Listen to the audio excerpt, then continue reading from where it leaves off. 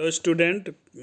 पिछले दो टॉपिक जो थे वो आश्रम व्यवस्था से ही रिलेटेड थे बीए पार्ट 1 के अंतर्गत। अगला जो टॉपिक है वो भी आश्रम व्यवस्था का ही से रिलेटेड है। पिछले दो टॉपिक आश्रम व्यवस्था का अर्थ, विशेषताएं उससे संबंधित थे और उसके प्रकार के बारे में उसमें व्याख्या की गई थी। इसी क्रम में अब आता है आश्रम व्यवस्था के मूल सिद्धांत क्या है, यानी कि आश्रम व्यवस्था जो स्थापित हुई थी वो किस कारण से हुई। भारतीय संस्कृति में सामाजिक सांस्कृतिक मूल्यों का शुरू से ही बहुत महत्वपूर्ण स्थान रहा है और किसी भी समाज की संस्कृति उस समाज के सामाजिक मूल्यों व जीवन दर्शन से हमेशा प्रभावित रहती है। आश्रमों का जो विभाजन किया गया था वह भी उस समय की जो भारत में सामाजिक व्यवस्था थी उसका एक तरह से प्रतिबिंब कह सकते हो आप उसे, या उसका दर्पण था। अतः ये प्रश्न उपस्थित हुआ कि ऐसे कौन से सिद्धांत थे जिसके आधार पर आश्रमों का निर्माण किया गया, यानी भारतीय सामाजिक व्यवस्था में आश्रमों का निर्माण किन कारणों से किया गया। तो उसी के संदर्भ में है कि चार सिद्धांत थे जिसकी वजह से भारत में आश्रम व्यवस्था लागू की गई थी। पहला है ऋण। ऋण के बारे में शुरू में भी ब्रह्मचर्य और संभवतः गृहस्थ आश्रम के समय पॉइंट में उल्लेख किया गया था। तो भारतीय संस्कृति की ये मान्यता रही है कि प्रत्येक व्यक्ति का जीवन समाज के प्रति अनेक प्रकार का ऋणी है, यानी कि हर व्यक्ति समाज का अनेक प्रकार से ऋणी है और उन ऋणों को चुकाना प्रत्येक हिंदू समाज के व्यक्ति का कर्तव्य माना गया। उस दृष्टि से 5 ऋण बताए गए थे, पहले भी इनका उल्लेख किया था। देव ऋण, ऋषि ऋण, पितृ ऋण, अतिथि ऋण और भूत ऋण। पहला ऋण देव ऋण का मतलब है कि मनुष्य जो है यानी हम सभी देवताओं के ऋणी हैं, क्योंकि जल, भूमि, वायु आदि ऐसे महत्वपूर्ण साधन हैं जो ईश्वर ने हम सबको प्रदान किए गए हैं। अतः ईश्वर ने जो हमें जल, वायु और भूमि दी है तो व्यक्ति को उसका ऋण अवश्य चुकाना चाहिए, इसलिए उसे देव ऋण माना गया है।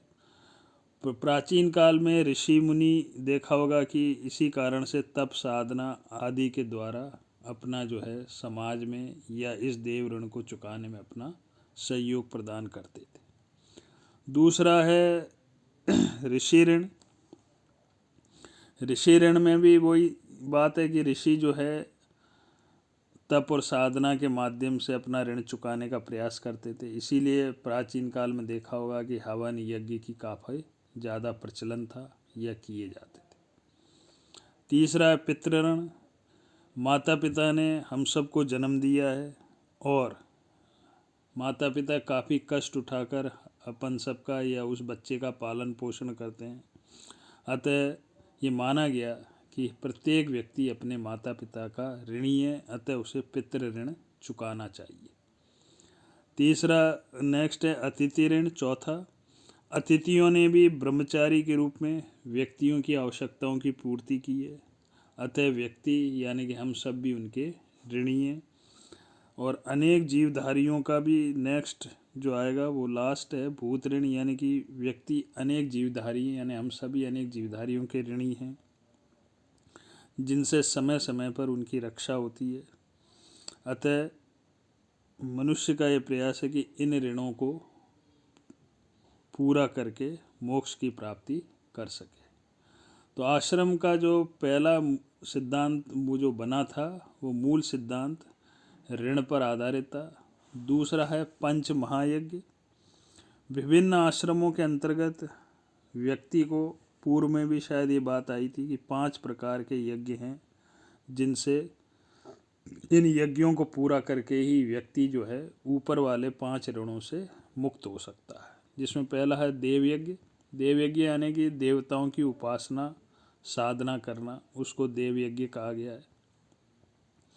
ऋषि यज्ञ यानी कि वेदों का अध्ययन करना, उनका प्रचार प्रसार करना या उसके ज्ञान का प्रसार करना। तीसरा पितृयज्ञ, यानी पिता यज्ञ से तात्पर्य संतान उत्पन्न करना और उनका भरण पोषण करना, और माता पिता की सेवा तथा मृत्यु के पश्चात श्राद्ध क्रम जो अपन देखते हैं, जिसे 12वां कहा जाता है या उठावना, ये सब उसी का पार्ट है या हिस्सा है। अतिथि यज्ञ, प्रत्येक असहाय व्यक्ति की सेवा करना और उनके सामाजिक दायित्वों को पूरा करना, उसको अतिथि यज्ञ माना गया है। और लास्ट है भूत यज्ञ, इन्हें प्रत्येक छोटे जीवधारी जो संसार में हैं उनकी रक्षा करना तथा पशुओं को भोजन देना। इसीलिए देखा होगा कि भारतीय सामाजिक व्यवस्था में पशुओं को काफ़ी महत्व दिया गया है, या पशुधन भी जिसे अपन कहते हैं। तो इन सब का मूल उद्देश्य यही था कि व्यक्ति इनके द्वारा अपने ऊपर के ऋणों से मुक्ति प्राप्त कर सके। तीसरा जो था पुरुषार्थ है, यानी कि आश्रमों का निर्माण में बहुत बड़ी भूमिका पुरुषार्थ की भी रही है। पीएन प्रभु एक समाजशास्त्री थे, उन्होंने बताया कि आश्रमों को उन्होंने मानसिक और नैतिक आधार कहा है, क्योंकि आश्रमों के माध्यम से व्यक्ति अपने निर्धारित व्यवहार और जीवन को पूरा करता है। और इसीलिए पुरुषार्थ 4 प्रकार के बताए गए हैं। इसके संबंध में डिटेल जब पुरुषार्थ का चैप्टर आएगा तब व्याख्या की जाएगी। यहाँ पर केवल इतना ही ध्यान रखना है, पहला पुरुषार्थ धर्म, दूसरा अर्थ, तीसरा काम और चौथा मोक्ष माना गया है। सभी आश्रमों का प्रमुख उद्देश्य विभिन्न पुरुषार्थों में ही विभाजित है। पुरुषार्थ के महत्व के संबंध में समाजशास्त्री कपाड़िया ने लिखा कि पुरुषार्थ का सिद्धांत जो है मौलिक इच्छाओं आध्यात्मिक जीवन में सामंजस्य स्थापित करता है। ये मानव में पैतृक सहजात यौन भावना, उसकी शक्ति व संपत्ति के प्रति मोह, कलात्मक एवं सांस्कृतिक जीवन के प्रति उसकी तृष्णा, परमात्मा के साथ पुनर्मिलन की कामना और संतुष्टि का प्रयास करता है। यानी कि एक प्रकार से वे जीवन को समग्र रूप में व्यक्ति देखता है, ऐसा कापड़िया ने पुरुषार्थ के महत्व के बारे में बताया। और पुरुषार्थ के बाद जो एक और महत्वपूर्ण आधार रहा है भारत में आश्रम व्यवस्था का, वो है संस्कार। संस्कार का भी आगे चैप्टर आएगा, उसमें डिटेल से व्याख्या की जाएगी। यहाँ पर केवल इतनी ध्यान रखना है कि भारतीय सामाजिक व्यवस्था में संस्कारों की संख्या 16 बताई गई। यद्यपि वर्तमान में हम सभी लोग उन 16 संस्कारों का पालन नहीं कर पाते हैं, कुछ संस्कारों का पालन अभी भी किया जाता है। तो कहने का ये मतलब है कि इस प्रकार भारतीय सामाजिक व्यवस्था या जीवन में इन 4 आधारों पर आश्रम व्यवस्था, यानी कि आश्रम व्यवस्था के निर्माण में ये 4 चीज़ें जो थी, यानी कि ऋण, महायज्ञ, पंचमहायज्ञ, पुरुषार्थ और संस्कार की महत्वपूर्ण भूमिका रही है। नेक्स्ट है आश्रमों का क्या महत्व है, या समाजशास्त्र की दृष्टि से आश्रम का क्या महत्व है। तो आश्रमों का विस्तृत अध्ययन जो पिछले 3 वीडियो या 3 टॉपिक के आधार पर देखा कि जीवन की आवश्यकताओं की पूर्ति करने में सहायक है। एक तो जो आश्रम व्यवस्था निर्धारित की गई थी, और इन सब का आश्रमों का उद्देश्य यही था कि व्यक्ति धर्म, अर्थ और काम के बाद मोक्ष की प्राप्ति कर सके। साथ ही व्यक्ति गृहस्थ, ब्रह्मचर्य इन सब का पालन करते हुए संन्यास आश्रम की ओर अग्रसर हो, जिससे कि समाज का कल्याण हो सके। आश्रमों के माध्यम से ही व्यक्ति के पूरे जीवन को 4 भागों में विभाजित किया गया था, और इससे ये था कि व्यक्ति उन 4 पार्ट के आधार पर अपने जीवन को पूरा कर सके। दूसरा आश्रमों का महत्व है मानवीय गुणों का समुचित विकास। भारतीय सामाजिक व्यवस्था में इसीलिए देखा होगा कि हम सब लोगों में त्याग की भावना, परोपकार की भावना, कर्तव्यपरायणता, आध्यात्मिकता, निष्ठा आदि ऐसे गुण हैं। ये हमारी इस आश्रम व्यवस्था के कारण ही हमारे अंदर विकसित हुए हैं।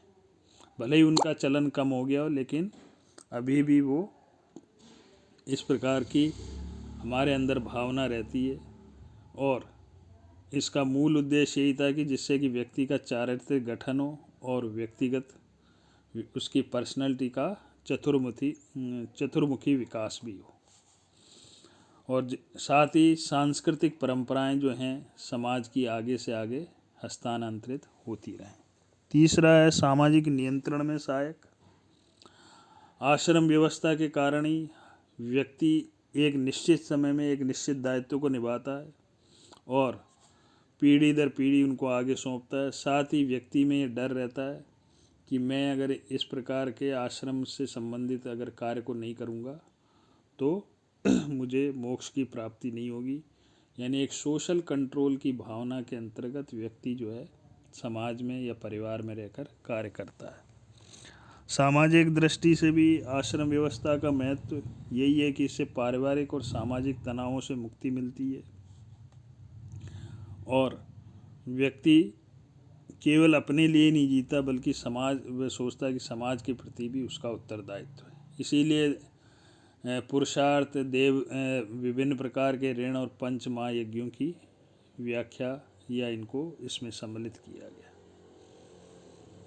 इस प्रकार से सामाजिक दायित्वों को निभाने में भी आश्रम व्यवस्था सहायक है। इसीलिए आज भी भारतीय सामाजिक व्यवस्था में देखा होगा कई सारे संस्कारों का पालन अभी भी किया जाता है, जैसे विवाह संस्कार, मृत्यु संस्कार, उपनयन संस्कार। कुछ संस्कार इसीलिए अभी भी जीवित हैं और इसीलिए यज्ञ हवन की देश में या भारतीय सामाजिक व्यवस्था में भी अभी भी प्रचलन है। लगभग हर व्यक्ति जो है हवन या यज्ञ भी लगभग हर घर में किया जाता है, और नहीं किया जाता है तो इसके लिए और कई सारी संस्थाएं भी जैसे आगे आ गई हैं। जैसे नाम सुना होगा, हरिद्वार में हैं संस्थाएं जो यज्ञ करवाती हैं, और भी कई सारी संस्थाएं जो हैं हवन यज्ञ, ये सब उन्हीं के माध्यम से कई बार किया जाता है। लेकिन वर्तमान में आश्रम व्यवस्था की स्थिति के बारे में भी बताना होगा यहाँ पर, क्योंकि वर्तमान में व्यवहारिक दृष्टि से भारत में आश्रम व्यवस्था जो है काफ़ी कम देखने को मिलेगी। सैद्धांतिक रूप से तो इतने सारे पॉइंट हैं और ये सारी बातें कही गई हैं, लेकिन ये व्यवस्था प्रैक्टिकली रूप में या व्यवहारिक रूप में देखा होगा तो केवल ये ऋषि मुनियों तक ही सीमित रह गई है। और इसका मेन कारण संभवतः उस समय की अवस्था काल की सीमा रही होगी। इसी कारण से भारत में जो है आश्रम व्यवस्था एक व्यवहारिक रूप नहीं ले सकी। वर्तमान में अपन सभी देख रहे हैं कि आश्रम व्यवस्था से जितनी बातें ऊपर कही गई थी उसमें से कितनों का पालन हम लोग कर पा रहे हैं या समाज के लोग कर पा रहे हैं। पहली बात तो जैसे 100 वर्ष का जीवन माना गया है, तो अधिकांश कई सारे व्यक्ति बल्कि 90% व्यक्ति जो है 100 वर्ष का जीवन यापन कर ही नहीं पाते। यानी 75 वर्ष के बाद अधिकांश लोग संन्यास आश्रम की जो बात कही है उसका पालन नहीं हो पाता। इसी प्रकार से जो यज्ञों की बात कही है, हम लोग कितने यज्ञ करते हैं, या ऋणों की बात कही है वो भी पूरे नहीं हो पाते हैं। और मेन जो एक और था संस्कार, यानी 16 संस्कारों में से लगभग समाज में अब 4 या 5 संस्कारों का ही हम लोग पालन कर पाते हैं, वो भी खासकर जो मध्यम वर्ग के शहर हैं या ग्रामीण क्षेत्र हैं या उसमें ही इनका पालन होता है। यानी कि वर्तमान में एक तरह से आश्रम व्यवस्था पूर्ण रूप से समाज पर लागू भी नहीं हो पा रही है या व्यवहारिक रूप में लागू नहीं है। Thank you.